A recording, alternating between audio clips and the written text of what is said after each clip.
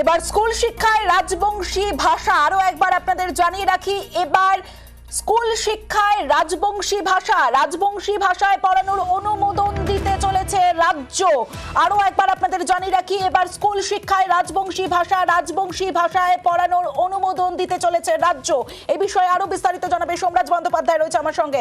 সোমরাজ, দেখো, মুখ্যমন্ত্রী মমতা বন্দ্যোপাধ্যায় উত্তরবঙ্গ সফরের জন্য ইতিমধ্যে রওনা দিয়েছেন। আর সেই উত্তরবঙ্গ সফরেই এবার রাজবংশী ভাষায় একাধিক স্কুলকে অনুমোদন বা স্বীকৃতি দিতে চলেছে রাজ্য।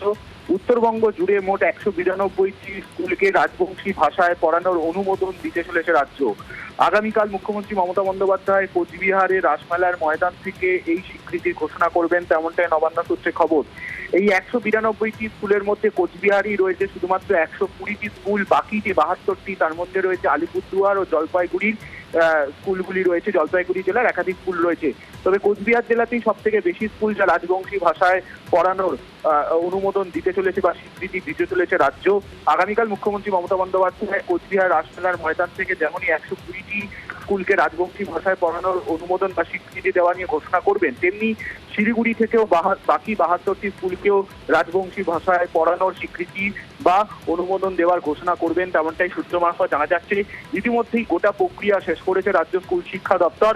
নিঃসন্দেহে লোকসভা নির্বাচনের আগে বিশেষত উত্তরবঙ্গের জন্য এই স্বীকৃতি রাজনৈতিকভাবে বিশেষ তাৎপর্যপূর্ণ হতে চলেছে, তেমনটাই রাজনৈতিক মহলের ব্যাখ্যা। এই 192টি যে স্কুলে স্বীকৃতি দেওয়া হবে তা আগামীকাল থেকেই, অর্থাৎ সোমবার থেকে রাজবংশী ভাষায় পড়াতে পারবে, তেমনটাই স্কুল শিক্ষা দপ্তরের আধিকারিকরা দাবি করছেন।